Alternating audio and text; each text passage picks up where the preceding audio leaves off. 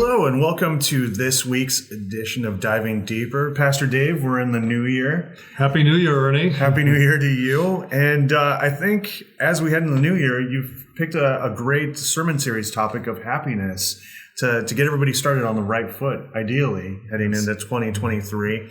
And so talking about that or looking at that, I guess one of the main questions I would have for you is why happiness? Why does that subject matter? Why is that important for you to preach on? Sure. It doesn't seem like the most spiritual subject in some ways when you think of traditionally about what Christianity does. But I think it's a topic that is very close to everyone's heart and mind. It's something we all want in our lives, is to be able to have some happiness and to have that happen in a fulfilling way. And if we are people of faith, we want that to happen in a way that we think pleases God and reflects the blessing of God. Sure. And as I pointed out in the sermon, the word happy or happiness doesn't crop up a lot in the Bible. Although we get it in the Beatitudes, and there are a number of Beatitudes, not just where Jesus talks about them in Matthew 5. That word beatitude is also translated as blessed are you or happy are you. But the word joy is kind of the close cousin of happiness, and that word appears all the time in the Bible. It appears hundreds of times, actually. Mm-hmm. And so that's a reminder to us that joy in our lives is a spiritual gift from God. It's something that God wants for every one of us to know and experience. I think the more we know God, the more we know God's joy in our lives and can experience that. And I think that's one of the ways that God does want to lift us up and to give us the gift and blessing of a life of faith. I think about some wonderful passages that talk about joy that reflects something important about how God wants to put this into our lives and into our heart.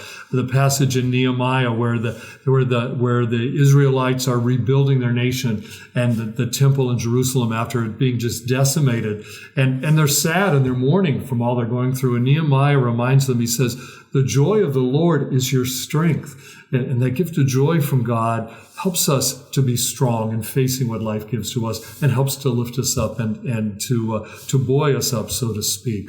In the Christmas story, the beautiful part of the story around the wise men and their search for the child Jesus, they follow the star, and presumably they've taken a really long journey to get there. Some think it may be even up to a 2-year journey.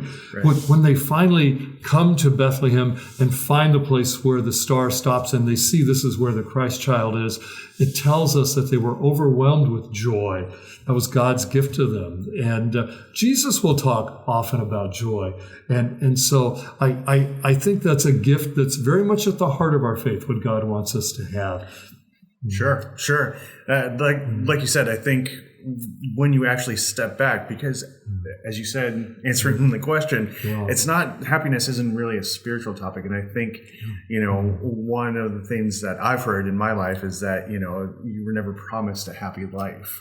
Right. And so I think what you're touching on is great for our viewers, because I think if we shift the perspective, and not to get ahead of myself, because maybe you're going to touch on this further as we go ahead in this sermon series, but if we look for joy and achieving joy or I guess experiencing and trying to propel joy by how we carry ourselves and conduct ourselves versus chasing happiness, that's more of a successful route than trying to be happy all the time. And we may pursue happiness, and it may turn out to be the wrong thing we're pursuing. Exactly. And we're not promised a happy life. We're promised that God will be with us. But we're all pretty eager for some joy in our lives. Right. Sometimes we're desperate for that. I think the world can be a very heavy place.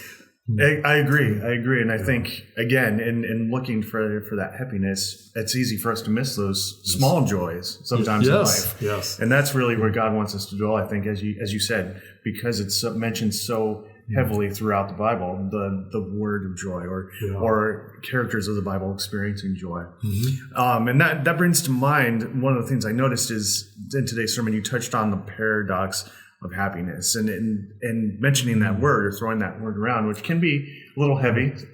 Sure. It's kind of suggests that it's not such an easy, like I said, route to get to happiness. It seems there are things, whether it's pitfalls or life's twists and turns, that make it, an interesting journey. And so if you would, talk a little bit more about what you mean when you say paradox of happiness. Sure. We do want things to be straightforward for us. We want quick fixes. We want to know we can get from point A to point B easily and as fast as possible. Right, We're all right. about speed in our society. We want it to happen now for us.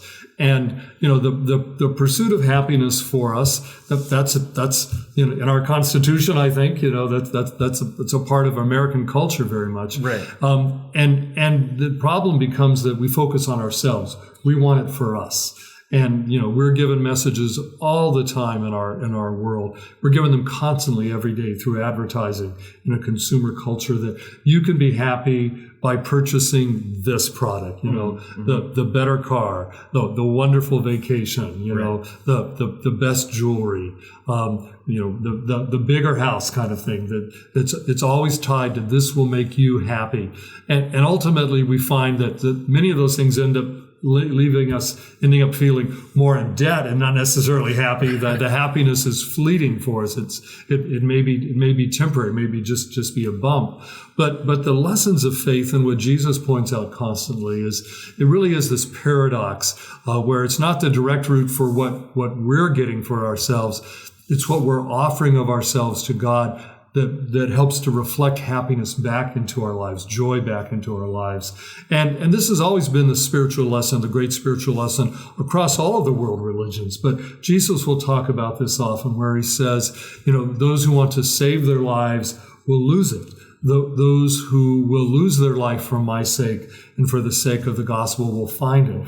It's what we give of ourselves to God and to Jesus Christ. What we give of ourselves in serving others always reflects something good back into us. It reflects joy and happiness back to us. We find the fulfillment and the meaning of doing things for others and discover that is something that brings a great deal of joy for us. And, I think that's one of the great lessons of faith is that as we become giving people, we find we're receiving more. When Jesus says it was more blessed to give than to receive, that's part of that paradox of happiness. And as we discover the value of lessons like that, we discover it's putting so many good things back into our lives.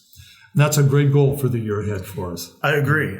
And like I said at the beginning of this, I think this is a great topic to be starting the year out for us here at Lakeview. And so that wraps up today's Diving Deeper. Pastor Dave, thank you for your time. Thank you for joining us. If you enjoyed today's session, be sure to let us know in the comments section below, and we will see you next week.